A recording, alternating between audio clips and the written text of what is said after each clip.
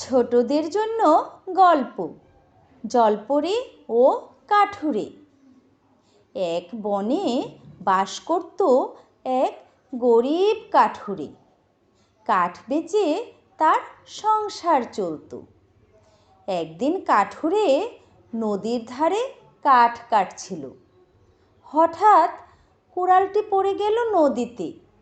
নদীতে ছিল অনেক স্রোত ও কুমিরের ভয়। ভয়ে সে নদীতে নামতে পারল না। কুড়াল কেনার টাকাও ছিল না। তাই মনের দুঃখে সে কাঁদতে লাগলো। এভাবে কিছুক্ষণ কেটে গেল। হঠাৎ নদী থেকে উঠে এলো এক জলপরি। সে কাঠুরেকে বলল, তুমি কাঁদছো কেন? কাঠুরে বলল, আমার কুড়ালটি নদীতে পড়ে গেছে। জলপরি বলল, তুমি কেঁদো না, আমি দেখছি। জলপরি নদীতে ডুব দিল। একটু পরে উঠে এলো। হাতে একটা সোনার কুড়াল। বলল, এটা কি তোমার কুড়াল? কাঠুরে ভালো করে দেখে বলল, না না, এটা আমার না। জলপরি আবার পানিতে ডুব দিল। নিয়ে এলো রূপার কুড়াল। বলল, এটা কি তোমার? কাঠুরে দেখে বলল, এটাও আমার না। জলপরি আবার ডুব দিল। এবার লোহার কুড়াল নিয়ে এলো। কাঠুরেকে বলল, এটা কি তোমার? কাঠুরে হেসে বলল, হ্যাঁ, এটাই আমার কুড়াল।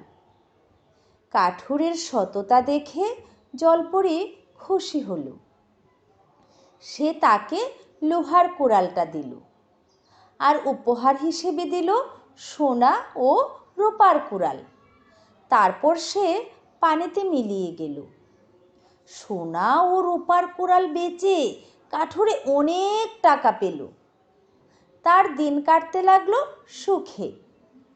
এ ঘটনা শুনে এক লোভী কাঠুরে এলো নদীর ধারে। কাঠ কাটতে লাগলো। ইচ্ছে করেই কুড়ালটি ফেলে দিল নদীতে। তারপর মিছে মিছে কাঁদতে লাগলো। এবারও উঠে এলো জলপরি। সব শুনে নিয়ে এলো একটা সোনার কুড়াল। বলল, এটা কি তোমার? কাঠুরে বলল, হ্যাঁ, এটাই আমার কুড়াল। শুনে জলপরি খুব রাগ হলো। টুপ করে নদীতে ডুব দিল। আর এলো না। সন্ধ্যা নামলো। লোভী কাঠুরে অনেকক্ষণ বসে থাকলো। মনের দুঃখে বলল, লোভ করে নিজের কুড়ালটাও হারালাম।